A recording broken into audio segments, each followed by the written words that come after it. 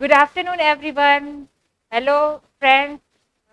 દરેક વિદ્યાર્થીઓ મજામાં હશે અને ખાસ પરીક્ષાઓ નજીક આવી રહી છે. નેક્સ્ટ વીક આપણે પરીક્ષાઓ છે એટલે પરીક્ષાઓની પણ જોરશોરથી તૈયારીઓ થઈ રહી હશે એવું હું માનું છું.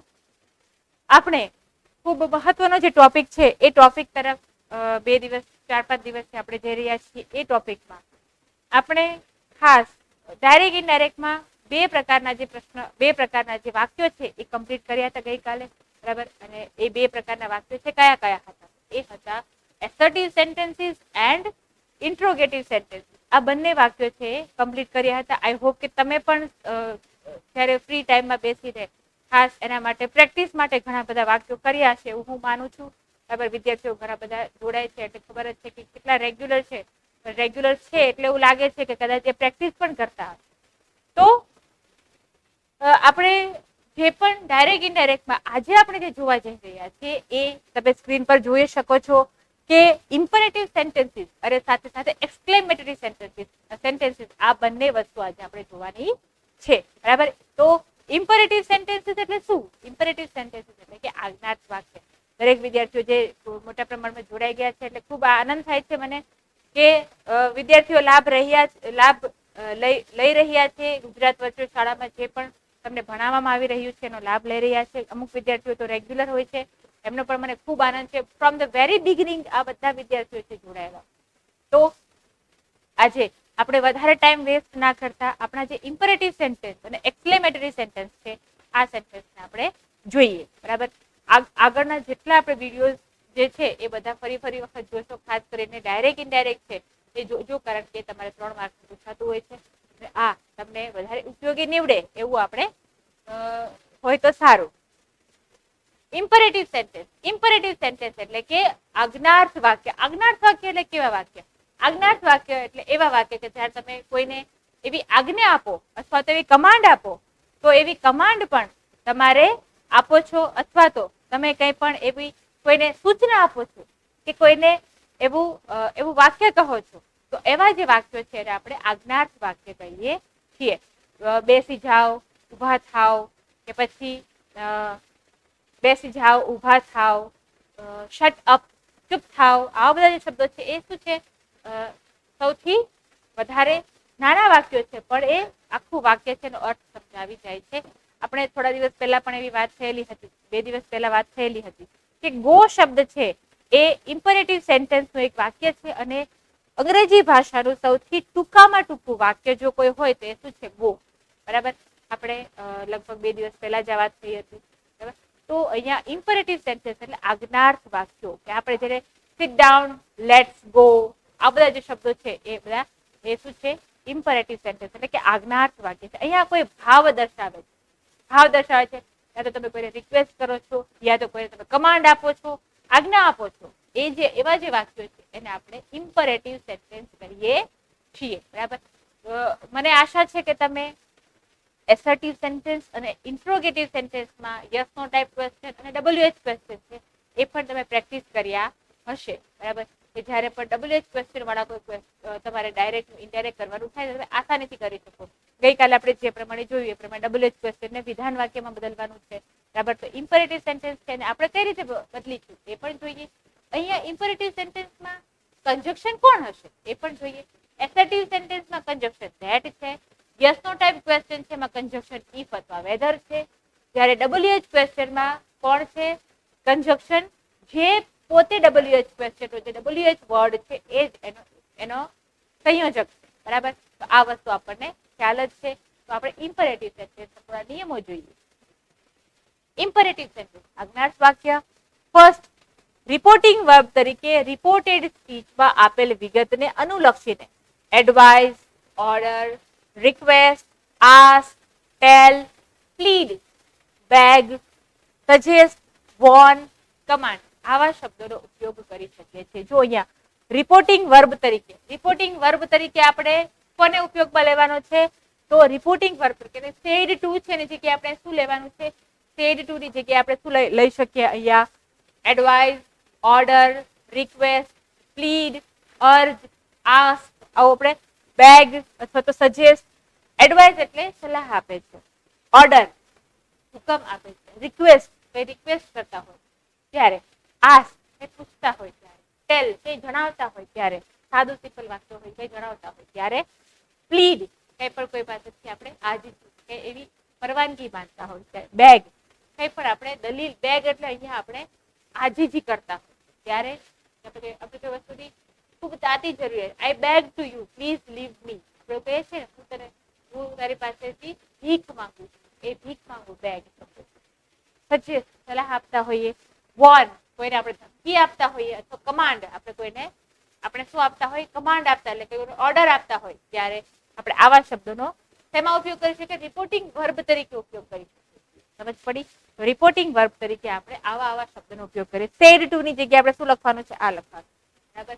બીજા એક્ઝામ્પલ આપેલા છે, જોઈએ. I said to her please give me your pen to me. મેં તેણીને કહ્યું કે મહેરબાની કરીને મને તારી પેન આપ. અહીંયા પ્લીઝ એવો શબ્દ હશે. Please go out, please gate some water for me, please do this for me. એવા પ્લીઝ જેવા શબ્દો છે, આપણે આજ્ઞા આપીએ છીએ એવા જે શબ્દો છે એ આપણે લખીએ છીએ. બરાબર? I said to her please give your pen to me. મેં તેને કહ્યું કે મને મહેરબાની કરીને મને તારી પેન આપ. રિક્વેસ્ટ જેવું વાક્ય છે તો આપણે લખી શકીએ આઈ રિક્વેસ્ટેડ હર. બરાબર? અહીંયા સેડ ટુ છે, સેડ ટુ ને આપણે શું કર્યું છે, સેડ ટુ ને આપણે રિક્વેસ્ટેડ, સેડ છે એટલે રિક્વેસ્ટેડ કર્યું. જો સેડ હોત તો આપણે રિક્વેસ્ટ એવું કર્યું. બરાબર? અહીંયા જો ભૂતકાળ હોય તો આપણે આને પણ ભૂતકાળમાં લેવાનું છે. આઈ રિક્વેસ્ટેડ હર નું હર અહીંયા પ્લીઝ છે, આપણે કાઢી નાખીએ છીએ અને અહીંયા આગળ શું લગાવીએ છીએ, ટુ ઇન્ફિનિટિવ લગાવીએ છીએ. તમને ખબર છે ટુ ઇન્ફિનિટિવ એટલે શું, કે ટુ ઇન્ફિનિટિવ એટલે ટુ જે પણ ક્રિયાપદની આગળ ટુ આવે છે એ ક્રિયાપદ છે હંમેશા મૂળ સ્વરૂપે આવી જાય એને ટુ ઇન્ફિનિટિવ કહેવાય. બરાબર? તો આ જે આગળ ટુ ઇન્ફિનિટિવ લગાવે છે તો શું આવે છે, to give her pen to me. બરાબર? તો અહીંયા I requested her to give her pen to me. મેં તેણીને રિક્વેસ્ટ કરી કે તે તેની પેન મને આપે. બરાબર? રિક્વેસ્ટ કરી છે એટલે અહીંયા આપણે સંયોજક તરીકે કોને ઉપયોગમાં લઈએ છીએ, ટુ ને ઉપયોગમાં લઈએ છીએ. આ વસ્તુ ધ્યાન રાખવાની છે. ઇમ્પરેટિવ સેન્ટેન્સમાં સંયોજક તરીકે ટુ નો ઉપયોગ થાય છે. બરાબર? જે રીતે એસર્ટિવ સેન્ટેન્સમાં ધેટ નો ઉપયોગ થાય છે, જે રીતે ઇન્ટ્રોગેટિવ સેન્ટેન્સમાં ઇફ અથવા વેધર અથવા તો WH ક્વેશ્ચન નો કોઈ વર્ડ છે, WH વર્ડ છે એ યુઝ થાય છે. એવી જ રીતે ઇમ્પરેટિવ સેન્ટેન્સમાં અહીંયા કોણ છે, કંજક્શન છે એ ટુ છે. વાક્ય આ રીતે બને, I requested her to give her pen to me. બરાબર? આ રીતે વાક્ય થશે. બીજું વાક્ય જોઈએ. Wash your face said mother to Kanu. તારો ચહેરો ધો અથવા તો તારું મોઢું ધોઈને આવ. Said mother to Kanu. મધરે કનુને કહ્યું કે તારું મોઢું ધોઈને આવ. તો આવું જે વાક્ય છે એને આપણે કઈ રીતે બદલશું, તો અહીંયા આપણે જયારે વાક્ય સમજાય નહીં કે આ રિક્વેસ્ટ છે કે કોઈ આજીજી છે કે કોઈ સજેશન છે એવું કઈ સમજાય નહીં, તે સીધું શું લખવાનું, ટેલ લખી નાખવાનું, ટેલ અથવા ટોલ્ડ લખી નાખવાનું. તો અહીંયા જો શું આવે છે, મધર ટોલ્ડ કનુ. અહીંયા કનુ છે એ લખવામાં થોડી મિસ્ટેક થઈ છે, આપણે એને સુધારી દઈએ. બરાબર? મધર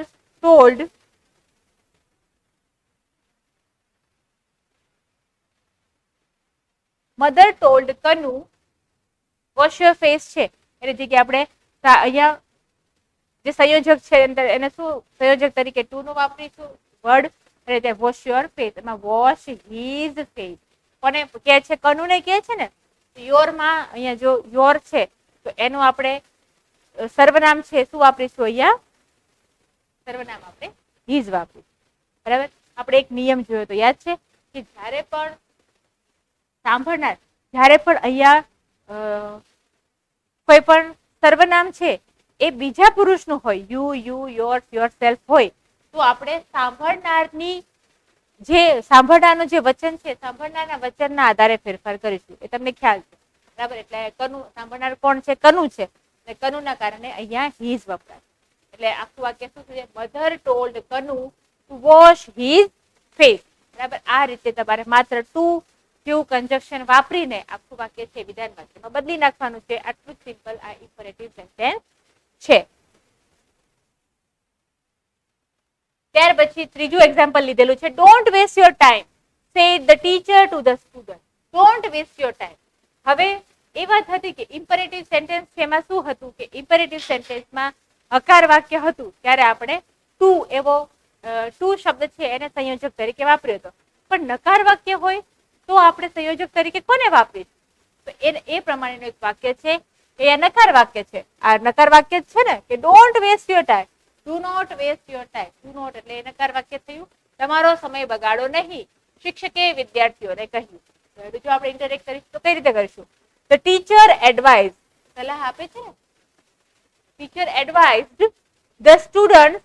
અહીંયા આપણે શું કરીશું? સંયોજક તરીકે નોટ ટુ નો ઉપયોગ કરીશું. પહેલામાં શું હતું કે આપણે માત્ર ટુ નો ઉપયોગ કરતા હતા, હકાર વાક્ય હતું એટલે. પણ જો નકાર વાક્ય હોય, ડોન્ટ આપ્યું હોય તો આપણે શું લખીશું? Not to.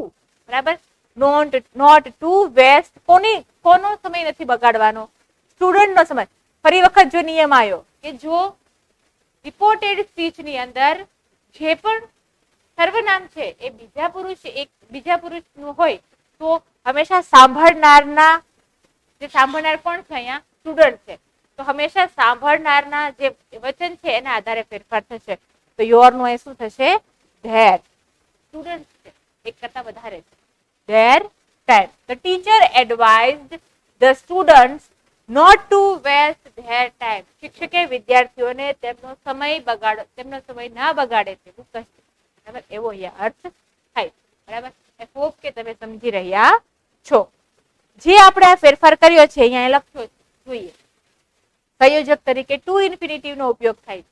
બરાબર, આપણે આગળ જોયું કે સંયોજક તરીકે ટુ ઇન્ફિનિટિવ, બરાબર, ટુ ઇન્ફિનિટિવ નો ઉપયોગ થાય છે. તો આજ્ઞાર્થ વાક્યમાં જો નકાર હોય તો, આજ્ઞાર્થ વાક્યની અંદર નકાર, આર્યુ નકાર હોય તો નોટ પ્લસ ટુ ઇન્ફિનિટિવ તરીકે સંયોજકમાં આવે છે. આર્યુ નોટ પ્લસ ટુ ઇન્ફિનિટિવ. બરાબર, સમજ પડી કે જો સંયોજક છે એ હકારમાં હોય તો સંયોજક તરીકે ટુ ઇન્ફિનિટિવ આવે છે, એટલે કે ટુ આવે છે. પણ જો જે તે વાક્ય છે એ સેવા હોય, નકારમાં હોય, એટલે કે જે તે રિપોર્ટેડ સ્પીચ છે નકારમાં હોય તો આપણે સંયોજક તરીકે કોનો ઉપયોગ કરીશું? સંયોજક તરીકે આપણે નોટ પ્લસ ટુ નો ઉપયોગ કરીશું. આઈ હોપ કે તમે સમજી રહ્યા. ત્યાર પછી જોઈએ હવે આજ્ઞાર્થ વાક્યમાં લેટ વાળા વાક્યો પણ હોય છે. તમને ખબર છે, let's go, let me do this, આવા જે શબ્દો છે આજ્ઞાર્થ વાક્ય વાળા. બરાબર, તો લેટ વાળા વાક્ય છે તો એને આપણે કઈ રીતે ચેન્જ કરીશું એ જોઈએ. આ પણ ઇમ્પેરેટિવ સેન્ટેન્સ નો જ એક પ્રકાર છે. બરાબર, આજ્ઞાર્થ વાક્યનો જ એક પ્રકાર છે. ચલો આપણે આ કરીએ. તો આ ચલો એ જે શબ્દ, ચાલો આપણે આ કરીએ, ચાલો આપણે વાંચીએ, ચાલો આપણે પરીક્ષાની તૈયારી કરીએ. તો આવા શબ્દો છે એ દર્શાવવા માટે તમારે લેટ નો ઉપયોગ કરવો પડે અંગ્રેજીમાં. બરાબર, તો એ માટે જો આવા લેટ વાળા વાક્યો હોય તો એનું ડાયરેક્ટ ટુ ઇનડાયરેક્ટ કઈ રીતે કરવું એ જોઈએ. એક્ઝામ્પલ આપ્યા છે કે let me go out sir, said Sudha. એક રિક્વેસ્ટ કરે છે, sir let me go out. Sudha કહે છે કે મને બહાર જવા દો. એવું સુધા કોને કહે છે? સરને કહે. Let me go out sir, said Sudha. સુધાએ કહ્યું કે મને જવા દો. એક રિક્વેસ્ટ છે. જો એનું તમારે ઇનડાયરેક્ટ કરવું હોય તો કઈ રીતે કરશો? સુધા રિક્વેસ્ટેડ હર ટીચર ટુ લેટ હર ગો આઉટ. અહીંયા લેટ વાળું વાક્ય છે એમાં શું માત્ર એટલો જ ફેર કરવાનો છે કે ટુ પછી આપણે શું વાપરવાનું છે?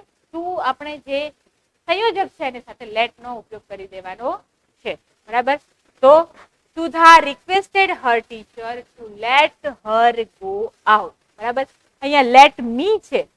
મી એટલે કોણ છે? સુધા પોતે. બરાબર, તો મી નું શું થશે? હર. બરાબર, તો સુધા રિક્વેસ્ટેડ હર ટીચર. સુધાએ તેના શિક્ષકને શું કર્યું? રિક્વેસ્ટ કરી, વિનંતી કરી કે મને બહાર જવા દો. બરાબર, મને એટલે કોને? તેણીને. તેણીને બહાર જવા દો. સુધાએ તેના શિક્ષકને વિનંતી કરી કે તેને બહાર જવા દો. તેને એટલે કે હર, તેને બહાર જવા દો. બરાબર, તો આ રીતે વાક્ય છે એમનો એમ રહેશે. બરાબર, અહીંયા જુઓ કાળમાં કોઈ ફેરફાર થતો નથી. બરાબર, એ વસ્તુ યાદ રાખવાની છે. આઈ હોપ કે તમે એક લેટ વાળું વાક્ય સમજી ગયા છો. હવે બીજું વાક્ય જોઈએ. Let us go for walking, said Mohan. આ એક પ્રપોઝલ. પ્રપોઝલ એટલે કે એક વાત મૂકી, બધા વચ્ચે એક વાત મૂકે કે ચલો આપણે વોકિંગ માટે જઈએ. આ એક વચ્ચે એક વાત મૂકેલી છે. બરાબર, તો આ વાતને પ્રપોઝલ, એક પ્રપોઝલ મૂકેલું. બરાબર, તો અહીંયા જો જોવા જઈએ તો શું થશે? મોહન સજેસ્ટેડ. અથવા મોહન પ્રપોઝ એમ પણ કહી શકાય, પણ અહીંયા સજેસ્ટ સલાહ માંગી છે, સલાહ આપે છે કે ચલો આપણે બહાર ફરવા જઈએ, તો ચલો આપણે વોકિંગ માટે જઈએ. તો આ એક શું છે, એક સૂચન કર્યું છે. પ્રપોઝલ એટલે સૂચન, આ એક સૂચન કર્યું છે. તો અહીંયા તમે એમ લખી શકો મોહન સજેસ્ટેડ ધેટ. તો તમે સજેસ્ટેડ કારણ કે અહીંયા સેડ છે, બરાબર. Mohan suggested that they should go for walking. હવે તમને એમ થાય કે should ક્યાંથી આવ્યું? હે એટલે થાય ને કે should ક્યાંથી આવ્યું? તો should એટલે આવ્યું કે અહીંયા માત્ર let છે અને અહીંયા શું છે, let us છે, બરાબર. let અને let us આ બંને વાક્યો અલગ અલગ. એક let છે રિક્વેસ્ટ હોય અને let us છે હંમેશા શું હોય છે, સૂચન. let us go for walking. ચલો આપણે વોકિંગ માટે જઈએ. પછી એનું સૂચન છે આવકાર્ય હોય કે ના આવકાર્ય હોય એ પછીની બાબત, બરાબર. ચલો આપણે ચેપ્ટર 4 વાંચીએ. Let us read chapter 4. તો લેટ અસ વાળું વાક્ય છે હંમેશા કેવું હોય છે, એક પ્રકારનું સજેશન હોય છે, એક પ્રકારની સૂચન હોય છે. તો સૂચન જ્યારે આપો છો ત્યારે તમારે જે ઇનડાયરેક્ટ કરો છો એમાં શુડ વાપરવું પડશે, બરાબર. તો મોહન સજેસ્ટેડ ધેટ, જો અહીંયા આપણે જે પણ સંયોજક છે એ સંયોજક કયો વાપર્યો છે, ધેટ વાપર્યો છે. અને અસ છે એટલે હંમેશા અહીંયા ધ્યેય જ આવી જશે, આપણે બીજું વિચાર કરવાનો જ નથી, ધ્યેય લખી દેવાનું છે, અસનું ધ્યેય થશે. એટલે they should go for walking, એમને એમ લખી નાખવાનું. સમજ પડી કે ફરી વખત સમજાવું છું. જુઓ કે લેટસ વાળું જ્યારે વાક્ય હોય એ હંમેશા એક પ્રકારનું સજેશન હોય, એટલે કે હંમેશા એક પ્રકારનું સૂચન હોય. અને સૂચનમાં લેટ અસ એટલે વી, ચલો આપણે એવું કહીએ છીએ ને, તો અસ છે એટલે વી થયું અને વી નું જયારે ઇનડાયરેક્ટ કરવા જાય તો ધ્યેય કરીએ છીએ આપણે, બરાબર. એટલે અહીંયા આપણે ધ્યેય અને શુડ વાળું વાક્ય ધ્યેય અને શુડ મૂકી દેવાના. અને ગો ફોર વોકિંગ છે એમ, ગો ફોર વોકિંગ એટલે અહીંયા ગો ફોર વોકિંગ આપ્યું છે, એટલે થોડું ક્લિયર કરીએ એટલે આપણને ખ્યાલ આવશે કે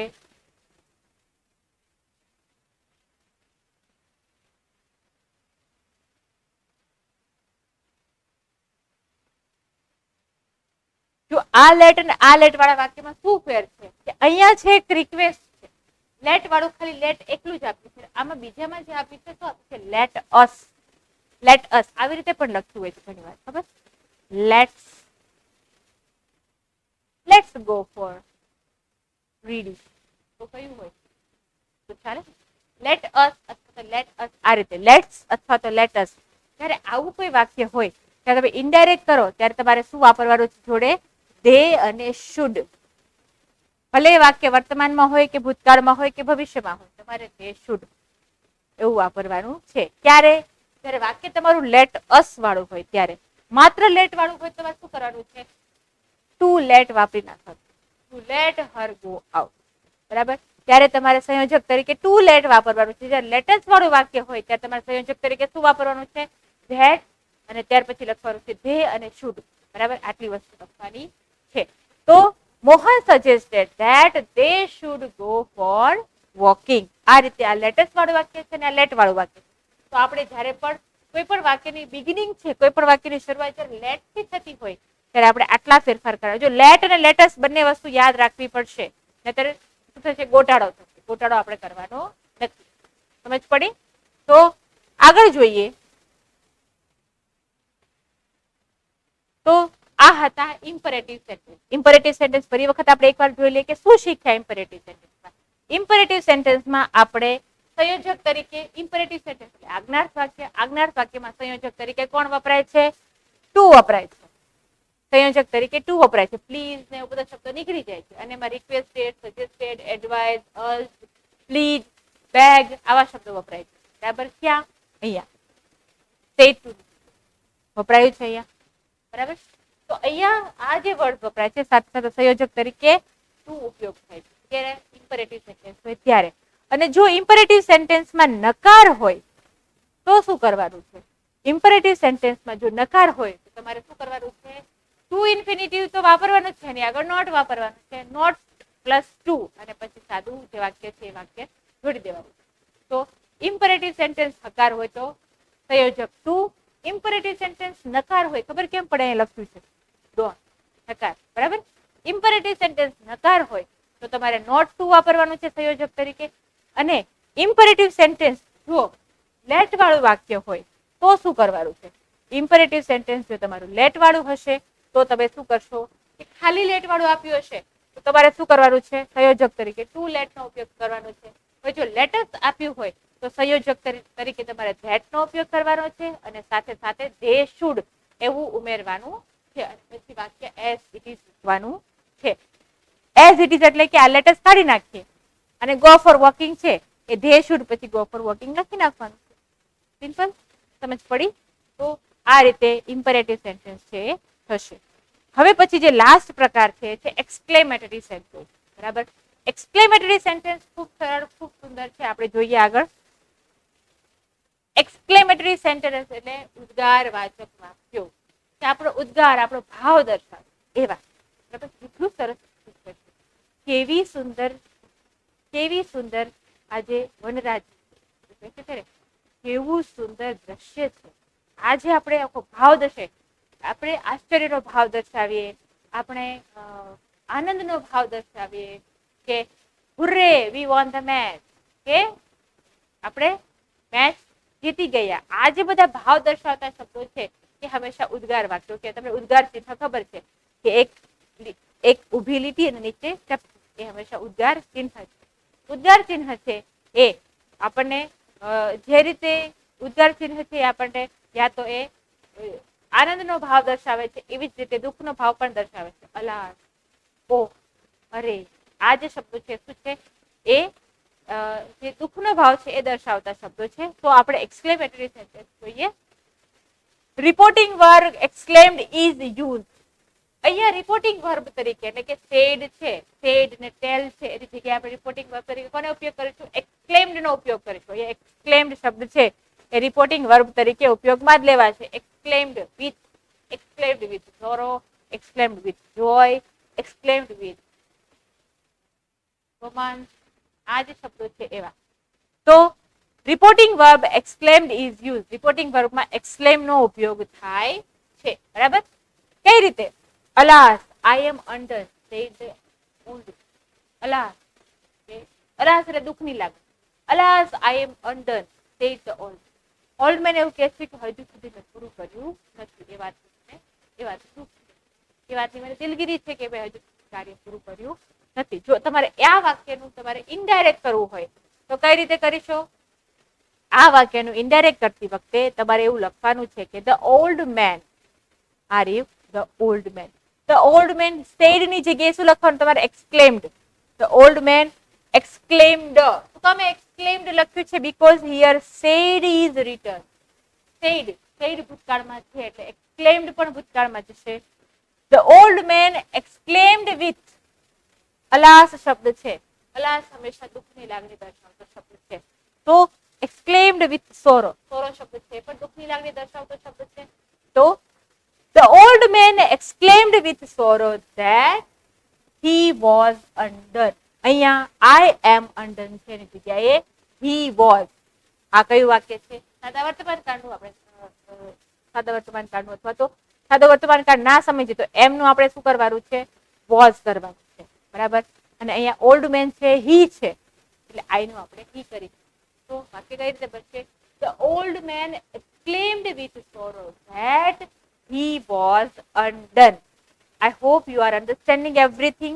દરેક વિદ્યાર્થીઓને મને એવું લાગે છે કે સમજી રહ્યા છે. દરેક વિદ્યાર્થીઓ જે પ્રમાણે જોડાયા છે પ્રમાણે લાગે છે કે સમજી રહ્યા હશે. બરાબર, જો હજુ બી ના સમજાય તો ફરી વખત સમજશો. બહુ સરળ, જેટલું સરળતાથી બની શકે તેટલું સરળતાથી મેં અહીંયા તમને ભણાવવાનું નક્કી કર્યું છે કે હું જેટલું સરળ તમે સમજી શકો એટલી સરળ ભાષામાં હું તમને સમજાવી રહી. તો the old man exclaimed with sorrow that he was અન્ડન.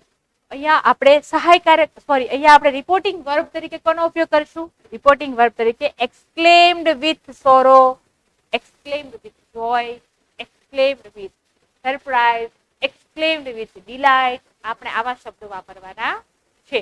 એ આપણા રિપોર્ટિંગ વર્બ. સેડ છે, ટોલ્ડ છે એની જગ્યાએ આપણે એક્સક્લેમ્ડ વિથ એવું લખી શકીએ. સમજ પડી? ત્યાર પછી બીજો નિયમ જોઈએ. Remove exclamatory word. ઉદ્ગારવાચક શબ્દો છે એને દૂર કરવાના છે. ઉદ્ગારવાચક શબ્દો એટલે કેવા? What a beautiful scene it is. તો વોટ અ એવો શબ્દ છે તો વોટ શબ્દ કાઢી નાખવાનો છે અને એને આપણે સાદા વાક્યમાં બદલવાનું છે. જોઈએ. To maintain the feeling of exclamation, the words like sorrow, with surprise, or surprisingly, etc. are used. Exclamatory sentence છે એવું દર્શાવવા માટે આપણે કેવા શબ્દોનો ઉપયોગ કરીશું? sorrow, with surprise, અથવા તો surprisingly. exclaimed with sorrow, exclaimed with surprise, અથવા તો exclaimed with surprisingly. આવા શબ્દોનો ઉપયોગ આપણે કરીશું. જેનાથી ખ્યાલ આવે કે આ વાક્ય છે કેવું છે? આ વાક્ય છે ઉદ્ગાર વાક્ય છે. બરાબર? સમજ પડી? આગળ જોઈએ. ઉદ્ગારવાચક શબ્દનો ભાવ, લાગણી જાણવા માટે વિથ સોરો ઓર સોરોફુલ વગેરે શબ્દનો ઉપયોગ ઇનડાયરેક્ટ કરતી વખતે કરવામાં આવે છે. જે શબ્દ છે એનો ભાવ દર્શાવવા માટે, કે જે પણ શબ્દ છે, જે પણ વાક્ય છે એની લાગણી એમની એમ અકબંધ રાખવા માટે આપણે સૌથી પહેલા જોઈતું કે અહીંયા ડાયરેક્ટ માંથી ઇનડાયરેક્ટ કરતી વખતે ભાવ છે બદલાવવો જોઈએ નહીં. ભાવ એટલે જે પણ લાગણી અંદર વ્યક્ત થઈ છે એ લાગણી બદલાવી જોઈએ નહીં. વાક્યનો પ્રકાર ના બદલાઈ જવો જોઈએ. હકાર વાક્યનો નકાર ના થઈ જવો જોઈએ. એટલે અહીંયા જે ભાવ છે એ ભાવ દર્શાવવો જોઈએ. તો અહીંયા ભાવ છે એ અહીંયા લાગણી છે એમની એમ જ રહેશે. એક કોઠો આપ્યો છે, એ કોઠો તમે ધ્યાનપૂર્વક જુઓ કે અહીંયા એક્સક્લેમેશન સાથે સાથે કેવી ફિલિંગ દર્શાવે છે અને word used in indirect speech. Indirect સ્પીચમાં આના માટે કેવા કેવા શબ્દોનો ઉપયોગ થાય છે એ જોઈએ. તો આહ, અલાસ, ઓહ અથવા હો. આહ, અલાસ, ઓહ અથવા હો. આ જે શબ્દો એવું થયું આપણે નહીં કહેતા એ પ્રમાણે. તો આવા જે શબ્દો છે શું દર્શાવે છે? સોરો દર્શાવે છે. કેવી ફિલિંગ દર્શાવે છે? આવા શબ્દો તમે જુઓ છો, અહ, અલાસ, ઓહ કે હો. આવા જે શબ્દો છે કેવી ફિલિંગ દર્શાવે છે? સોરો, દુઃખની લાગણી દર્શાવે છે. તો એના માટે તમે જ્યારે ઇનડાયરેક્ટ સ્પીચમાં બદલો ત્યારે કેવા શબ્દો વાપરવાના છે? એક્સક્લેમ્ડ વિથ સોરો, એક્સક્લેમ્ડ સોરોફુલી અથવા તો એક્સક્લેમ્ડ પેઇનફુલી. તો તમે શબ્દ વાપરી શકો. પેઇનફુલી ક્યારે યુઝ કરશો? જ્યારે વધારે પડતું તમે વધારે પડતી દુઃખની લાગણી તમે જ્યારે વ્યક્ત કરો છો ત્યારે. બરાબર? જ્યારે તમે સોરોફુલી એકદમ જ તમે દુઃખી છો ત્યારે તમે સોરોફુલી એવો યુઝ કરશો. તો exclaimed sorrowfully, exclaimed painfully, exclaimed with sorrow એવો તમે શબ્દ વાપરશો. બરાબર? ક્યારે? જ્યારે આહ, અલાસ, ઓહ અને હો એવા શબ્દો હશે ત્યારે. ત્યાર પછી બ્રેવ, હુર્રા, બ્રેવ નહીં પણ અહીંયા બ્રાવો એવો શબ્દ આવશે. અહીંયા બ્રાવો એવો તમે શબ્દ લખજો. બ્રાવો, બ્રાવો શબ્દ છે એ કઈ પણ મેચ કે કઈ પણ જીત્યા હોય ત્યારે આપણે બ્રાવો એવો શબ્દ કોઈને પકઅપ કરવા માટે યુઝ કરીએ છીએ એવો. બ્રાવો, હુર્રા, એક્સિલન્ટ, વેલ, ગુડ, વેલ ડન, બ્લેસ્ડ, ઓહ, હા. આ બધા જે શબ્દો છે એ કેવા શબ્દો છે? એ જોય, આનંદ દર્શાવતા શબ્દો છે. તો જ્યારે આનંદ દર્શાવતા આવા શબ્દો તમે કહેવા લખેલા જુઓ છો ત્યારે તમારે શું લખવાનું છે? એક્સક્લેમ્ડ વિથ જોય અથવા એક્સક્લેમ્ડ વિથ જોયફુલી એવું તમારે લખવાનું છે. ત્યાર પછી ત્રીજું છે લો, ગુડ હેવન, બીહોલ્ડ, હા, ઓહ, વોટ, હા, વોટ અથવા વાવ. આવા જે શબ્દો છે એ શું છે? એ સરપ્રાઈઝ આપતા શબ્દો છે. સરપ્રાઈઝ એટલે કે તમને કઈ પણ આશ્ચર્યની લાગણી આપતા શબ્દો છે. તો આશ્ચર્યની લાગણી આપતા શબ્દો માટે તમે જ્યારે ઇનડાયરેક્ટમાં ચેન્જ કરશો તો કઈ રીતે કરશો? વિથ સરપ્રાઈઝ અથવા તો surprisingly. Exclaimed with surprise, exclaimed surprisingly આવી રીતે શબ્દ વાપરશો. ત્યાર પછી શેમ, શો, ટચ, ફાય, એચ, ઓહ, ગેટ અવે, ઓહ ગેટ અવે. ત્યાર પછી બેગોન, ગેટ ઓફ. આ જે શબ્દો છે એક તેના માટે છે એક ધિક્કાર દર્શાવતા શબ્દો છે. ધિક્કાર દર્શાવતા શબ્દો માટે આપણે વાપરીએ છીએ ડિસ્ગસ્ટ. બરાબર? તો ડિસ્ગસ્ટ ની, ધિક્કારની, નફરતની લાગણી જ્યારે તમે કોઈ પ્રત્યે આપણે નફરતની લાગણી જ્યારે થતી હોય ત્યારે આપણે જ્યારે એનું ડાયરેક્ટ માંથી ઇનડાયરેક્ટ નફરતની લાગણી દર્શાવતું જ્યારે ડાયરેક્ટ હોય ત્યારે ઇનડાયરેક્ટ કરતી વખતે આપણે શું લખશું? Exclaimed with disgust, exclaimed disgustfully. આવી રીતે આપણે લખીશું. આ કોઠો છે ખાસ તમે સ્ક્રીનશોટ પાડીને રાખશો કે જેનાથી તમે ફરી વખત પણ આનો અભ્યાસ કરી શકો. આ પ્રકારે વાક્યો આપ્યા હોય પ્રશ્ન ડાયરેક્ટ સ્પીચમાં આ પ્રકારે વાક્યો આપ્યા હોય ત્યારે ફિલિંગ કેવી સમજવાની, કેવી લાગણી દર્શાવે છે એ જોવાનું, અને જે તે લાગણી માટે આપણે ઇનડાયરેક્ટ સ્પીચ કરતી વખતે એમાં શું લખીશું એ આપણે જોઈ શકીએ. તો આ ખાસ કોઠાનો અભ્યાસ કરજો. આગળ જોઈએ. હવે અહીંયા કંજક્શન તરીકે કોનો ઉપયોગ થાય છે? સંયોજક. અહીંયા કંજક્શન છે that નો ઉપયોગ થાય છે. બરાબર. exclaimed with sorrow એવું કરી શકાય. તો રેખા exclaimed with sorrow that આપણે એવું લખીએ છીએ ને, તો અહીંયા સંયોજક તરીકે કોનો ઉપયોગ થાય છે? that નો ઉપયોગ થાય છે. બરાબર. એક્ઝામ્પલ આપ્યું છે bravo we have won the match.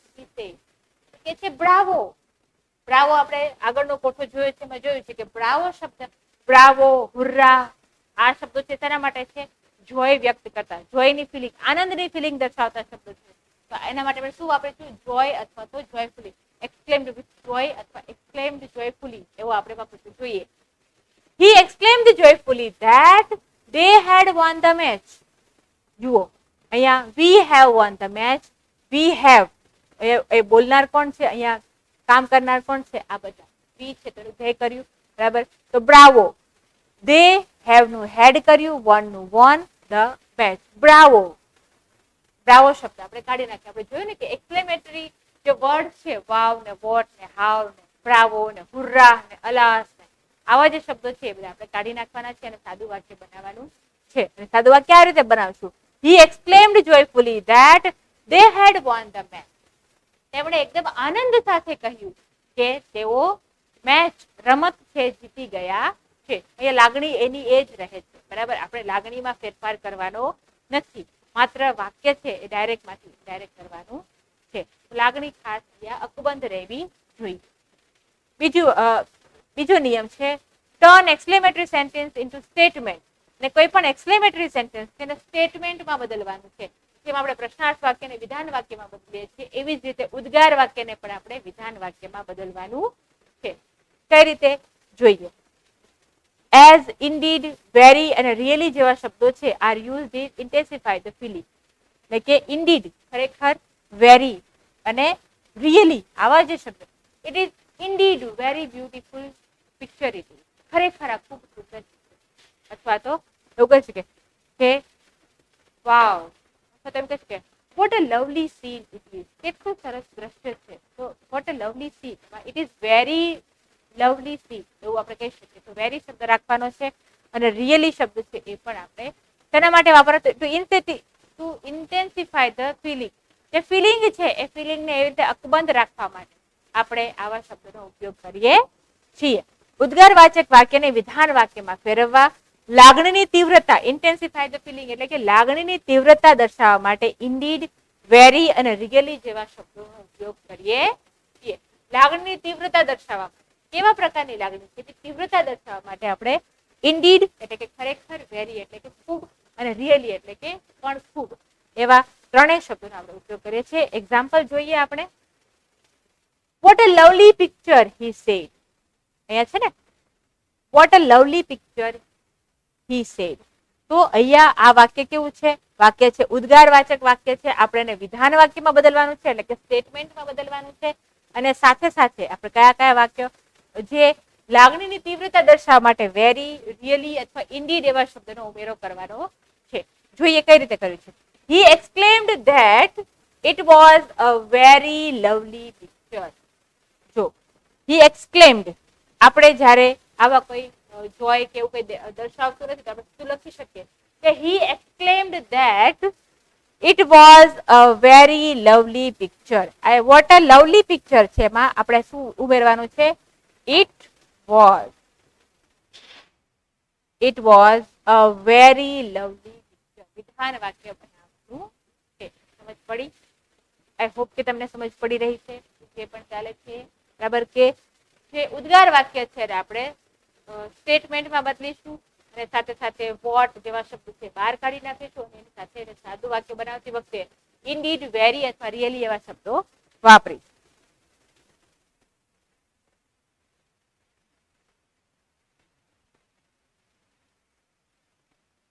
ત્યાર પછી બીજું વાક્ય છે લો, હાઉ he fight. સોરી, ગ્રેવલી નહીં પણ બ્રેવલી આવશે. થોડો વાક્યમાં અહીંયા બી શબ્દ વાપરવો, bravely. Law, how bravely he fight. જો લો શબ્દ છે એ પણ તમે શેમાં વાપરો છો? સરપ્રાઈઝ, જ્યારે તમને કઈ આવી સરપ્રાઈઝની લાગણી ફીલ થતી હોય, તમે કઈ પણ એવી અચાનક કોઈ વસ્તુ સામે આવે છે અથવા તો તમે એક્સપેક્ટેડ ના હોય, જેને તમને આશા ના હોય ને અચાનક જે વસ્તુ બને ત્યારે આપણે સરપ્રાઈઝની લાગણી અનુભવીએ છીએ. તો અહીંયા લો, how bravely he fight, he said. કે કેટલી બ્રેવલી, બ્રેવલી એટલે કે કેટલી બહાદુરીથી તે લડ્યો એવું કહે છે. તો જો તમારે આ વાક્યને ઇનડાયરેક્ટમાં બદલવું હોય તો કઈ રીતે બદલશો? He exclaimed surprisingly that he really fought bravely. બરાબર, અહીંયા really શબ્દનો આપણે ઉપયોગ કર્યો છે. વેરી રિયલી શબ્દ છે ને, તો અહીંયા રિયલી શબ્દનો ઉપયોગ કર્યો છે. He exclaimed surprisingly. એમણે ખૂબ આશ્ચર્ય સાથે કહ્યું, સરપ્રાઈઝ એટલે આશ્ચર્ય, ત્યારે ખૂબ આશ્ચર્ય સાથે કહ્યું કે he really fought bravely, કે તેણે ખૂબ બહાદુરીથી લડ્યા, તે ખૂબ બહાદુરીથી લડ્યા. બરાબર, આ રીતે વાક્ય છે એ બદલાય. અહીંયા look at the indirect of the greeting. કઈ પણ ગ્રીટિંગ આપીએ ત્યારે શું થશે? કોઈ પણ ગ્રીટિંગ છે એ પણ આપણા એક્સક્લેમેટરી સેન્ટેન્સ છે ને. ગ્રીટિંગ એટલે કયા? Good morning, congratulations, thank you, good bye. આ બધા જે એ શું છે? ગ્રીટિંગ્સ છે બધા. બરાબર, તો ગ્રીટિંગ્સ છે એ પણ ઉદ્ગાર વાક્યનો જ એક પ્રકાર છે. તો એને આપણે જયારે ઇનડાયરેક્ટ માં બદલીશું તો કઈ રીતે બદલશું? તો જોઈએ. For greetings wish is use. આપણે ગ્રીટિંગ માટે શું વાપરીશું? વિશ એવો શબ્દ વાપરીશું. Wish is use as a reporting verb. Reporting verb તરીકે ત્યાં એક્સક્લેમ્ડ વિથ નહીં વાપરીશું, આપણે ત્યારે શું વાપરીશું? વિશ વાપરીશું. વિશ એવો શબ્દ વાપરીશું. ગ્રીટિંગ માટે રિપોર્ટિંગ વર્બ તરીકે વિશ નો ઉપયોગ થાય છે. એક્ઝામ્પલ જોઈએ એટલે ખ્યાલ આવશે કે good morning teacher said the boy. વિદ્યાર્થીઓએ કહ્યું કે ગુડ મોર્નિંગ ટીચર. વિદ્યાર્થીઓએ કહ્યું કે શિક્ષકને ગુડ મોર્નિંગ, સુપ્રભાત એવું કહ્યું. તો જો તમારે આ વાક્યને ઇનડાયરેક્ટમાં કરવું હોય તો કઈ રીતે કરશો?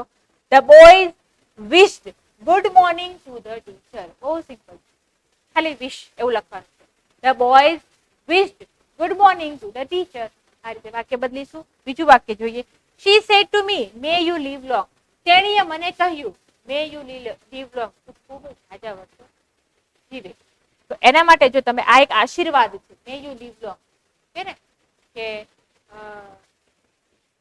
આયુષ્યમાન ભવ. આપણે જે કહીએ છીએ ને અંગ્રેજીમાં આપણે કહીએ છીએ may you live long. બરાબર. She said to me, may you live long. તો she wished that I might live long. મેં નું શું કર્યું? might કર્યું. અને live long, live long અહીંયા કોને કહે છે? she said to me, એ મને કહે છે. તો મને માટે આપણે શું વાપરીશું? I. she wished that I might live long. આ રીતે વાક્યમાં ફેરફાર થશે. ત્યાર પછી જોઈએ નોટ ધ રિપોર્ટિંગ વર્બની ઇન ધ ફોલોઈંગ સેન્ટેન્સ. અહીંયા આપણે જે રિપોર્ટિંગ વર્બ છે એમાં જે પણ અહીંયા રિપોર્ટિંગ વર્બ છે એને આપણે નોટ કરવાના છે. નોટ કરવાના છે, નોંધવાના. બરાબર. તો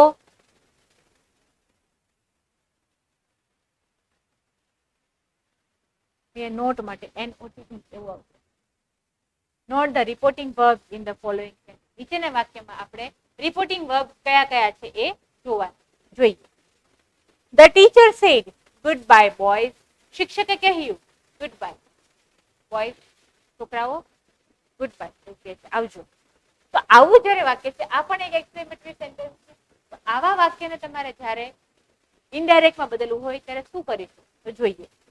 ધ ટીચર બેડ. હવે તમને છે બેડ શબ્દ એટલે શું?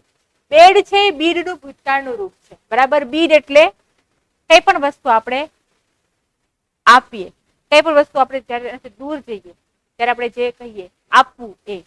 Teacher bade goodbye to the student. Bid એટલે આપવું અથવા તો આવકારવું. બરાબર. અહીંયા બીડનું ભૂતકાળનું રૂપ શું છે? બેડ. બરાબર. અહીંયા સેડ છે એટલે અહીંયા પણ ભૂતકાળ કરવું પડશે ને, એટલે આપણે એ ભૂતકાળનું રૂપ લખ્યું. The teacher bade goodbye to the boys. શિક્ષકે વિદ્યાર્થીઓને ગુડ બાય કહ્યું. બરાબર. આ રીતે વાત. ફેરફાર શું કર્યો છે? ધ ટીચરનું ટીચર, સેડનું બેડ, ગુડ બાયનું ગુડ બાય અને બોયઝને શું કર્યું છે? To the boy. આટલો જ ફેરફાર કર્યો છે, વધારે કોઈ ફેરફાર કર્યો નથી. આઈ હોપ કે તમે સમજી રહ્યા છો. પછીનું વાક્ય જોઈએ. The boy said good night mother. છોકરાએ કહ્યું શુભ રાત્રિ માતા. એવું કે તો આપણે અહીંયા પણ કઈ પણ વસ્તુ આપણે કોઈથી અલગ કરીએ છીએ તો છૂટા પડતી વખતે આપણે જે શબ્દનો ઉપયોગ કરીએ છીએ, ગુડ બાય છે ત્યારે આપણે છૂટા પડીએ છીએ ત્યારે ગુડ બાય કહીએ છીએ. પછી આપણે ગુડ નાઇટ કહીએ છીએ ત્યારે પણ છૂટા પડીએ છીએ. તો આવી છૂટા પડતાની લાગણી છે ત્યારે આપણે શું વાપરવાનું છે? બીડ અથવા બેડ વાપરવાનું છે. બરાબર. બીડ છે વર્તમાનનું રૂપ છે, બેડ છે ભૂતકાળનું રૂપ છે. આટલો જ ફરક. નીચે આપણે એ જ લખ્યું છે, પણ પહેલા જોઈ લઈએ. The boy bade, the boy said ની જગ્યાએ શું વાપર્યું છે આપણે? Bade good night to his mother. બરાબર. સમજ પડી? ખાલી ટુ પછી જે વ્યક્તિ છે જે તે વ્યક્તિનું નામ આપવાનું છે. બરાબર. તો અહીંયા જુઓ છો, જ્યારે છૂટા પડવાનું હોય ત્યારે રિપોર્ટિંગ વર્બ તરીકે તમારે શું વાપરવાનું છે? બીડ વાપરવાનું છે અથવા તો બેડ વાપરવાનું છે. બેડ એટલે પાસ્ટ ફોર્મ ઓફ બીડ. બરાબર. બીડ એટલે આપવું. આપણે કઈ પણ છૂટા પડવાનું હોય, કોઈ પણ જગ્યાએથી છૂટા પડવાનું હોય ત્યારે આપણે બીડ શબ્દનો ઉપયોગ કરવાનો છે. પણ અહીંયા સેડ વાપર્યું હોય છે. સેડ હોય છે ભૂતકાળમાં હોય છે એટલે બીડનું પણ ભૂતકાળ કરવું પડે છે. બીડનું ભૂતકાળ શું છે? બેડ. બરાબર. તો આ રીતે તમે કોઈ પણ વાક્ય છે એને શું કરશો? બદલશો. સમજ પડી? કે જ્યારે પણ કઈ પણ વસ્તુ છે આપણે છૂટા પડવાનું છે, જ્યારે કઈ પણ બાબત છે આપણે છૂટા પડવાનું છે, રિપોર્ટિંગ વર્બ તરીકે કોનો ઉપયોગ કરીશું? રિપોર્ટિંગ વર્બ તરીકે આપણે બેડ નો ઉપયોગ કરીશું. આઈ હોપ કે તમે સમજી રહ્યા છો. પછી હજુ એક સેન્ટેન્સ છે. God save the queen he said. તેને કહ્યું કે હે ભગવાન આ ક્વીનને બચાવી લે. આવી જે પણ કોઈ છે એને કહેવાય he prayed god to save the queen. અહીંયા એક એવી લાગણી દર્શાવે છે. પેલામાં છૂટા પડવાની લાગણી હતી, અહીંયા પ્રાર્થના કરવાની લાગણી. બરાબર. તો પ્રાર્થના કરવાની લાગણી છે ત્યારે હી સેડ. બરાબર. તેને કહ્યું God save the queen. He prayed god to save the queen. એને કોને પ્રાર્થના કરી છે? ભગવાનને પ્રાર્થના કરી છે. એટલે કે he prayed god to save the queen, કે રાણીને બચાવવા માટે એને પ્રાર્થના કરી. ત્યાર પછીનું વાક્ય છે ફોર ગોડ્સ શેક હેલ્પ મી હી ક્રાઇડ. એ ક્રાઇડ એટલે એકદમ જ મોટેથી ચીસ પાડીને કહે છે ફોર ગોડ્સ શેક હેલ્પ મી. ભગવાનને ખાતર મને મદદ કરો. ફોર ગોડ શેક, શેક એટલે મેં ખાતર, ભગવાનને ખાતર મદદ કરો. હવે કોઈ આજીજી કરીએ ને આપણે ત્યારે આવું થાય. ત્યાં એ લખ્યું હી ઇમ્પ્લોર્ડ અથવા તો બેગ્ડ. એને વિનંતી કરી અને ભીખ માંગી અથવા ઇમ્પ્લોર્ડ એવી આજીજી કરી કે હી ઇમ્પ્લોર્ડ અથવા તો બેગ્ડ હિમ અસ ટુ હેલ્પ હિમ. એ આપણે એવી એને આજીજી કરી કે મને બચાવો, ભગવાનને ખાતર મને બચાવો. આવી લાગણી તમે જયારે દર્શાવતા હોય ત્યારે તમે ઇમ્પ્લોર્ડ અથવા બેગ્ડ એવો શબ્દ વાપરી શકો. બરાબર. તો આ હતા એક્સક્લેમેટરી સેન્ટેન્સ. ઇમ્પરેટિવ સેન્ટેન્સ તમે જોયા. એક્સક્લેમેટરી સેન્ટેન્સ ફરી વખત આપણે જોઈ લઈએ કે આપણે શું શું જોયું એક્સક્લેમેટરી સેન્ટેન્સમાં. તો એક્સક્લેમેટરી સેન્ટેન્સમાં સૌથી પહેલા તો આવા અલાસ જેવા શબ્દો છે એના માટે આપણે આખો કોઠો જોયો કે જેવા જેવા શબ્દો છે એ પ્રમાણેનો ભાવ હોય, એ પ્રમાણેના ભાવના આધારે તમારે ઇનડાયરેક્ટ સ્પીચમાં તમારે શું લખવાનું છે? એક્સક્લેમ્ડ વિથ પછી જે ભાવ હોય. જોઈનો ભાવ હોય તો જોઈ, સોરોનો ભાવ હોય સોરો, સરપ્રાઈઝ નો ભાવ હોય તો સરપ્રાઈઝ, ડિસ્ગસ્ટ નો ભાવ હોય તો ડિસ્ગસ્ટ. આ મૂળ નિયમ. ત્યાર પછી જ્યારે તમે અહીંયા કઈ પણ લાગણી છે એ લાગણીને ઇન્ટેન્સિફાય કરવા માટે તમે જે વોટ ને હાવ ને એવા શબ્દો છે દૂર કરો છો, તો સાથે સાથે એ વાક્યને વિધાન વાક્ય બનાવો છો. વિધાન વાક્ય બનાવ્યા પછી તમે શું કરશો? અંદર વેરી, રિયલી અથવા ઇન્ડીડ એવા શબ્દોનો ઉપયોગ કરશો અને વિધાન વાક્ય બનાવી નાખો. ત્યાર પછી જ્યારે પણ એવા શબ્દો છે કે જે ગ્રીટિંગ આપતા શબ્દો હોય તો એમાં સંયોજક તરીકે કોનો ઉપયોગ કરશો? વિશનો ઉપયોગ કરશો. બરાબર. એવી જ રીતે જો તમે કોઈ પણ ગ્રીટિંગમાં તમે કોઈને ગુડ બાય કે જ્યારે છૂટા પડતા હોય ત્યારે ગ્રીટિંગમાં તમારે શેનો ઉપયોગ કરવાનો છે? બીડ એવો શબ્દ વાપરવાનો છે, એનો ભૂતકાળ બેડ વાપરવાનો છે. એ શીખ્યા. ત્યાર પછી જ્યારે પણ તમે કોઈ પણ આજીજી કરતા હોય અથવા તો કોઈ પાસેથી ભીખ માંગો છો કઈ પણ વસ્તુની, ત્યારે તમારે બેગ્ડ, પ્રેડ એવા શબ્દનો ઉપયોગ કરવાનો છે. તો આપણું આખું જે ડાયરેક્ટ ઇનડાયરેક્ટ છે દરેક વાક્યો અહીંયા આવી ગયા છે. વધારે ને વધારે પ્રેક્ટિસ કરજો કે જેનાથી તમને વાક્યો ભૂલાય નહીં. આપણે જ્યારે સોમવારે મળીશું ત્યારે ફરી વખત આપણે પરીક્ષાને લગતા જ અમુક જે ટોપિક છે એને જોવાના છીએ. બરાબર, ત્યાં સુધી દરેક વિદ્યાર્થી મિત્રો પરીક્ષાની તૈયારી કરતા રહો. ખૂબ વાંચો, ખૂબ મહેનત કરો. Thank you very much. Good bye. Have a nice day.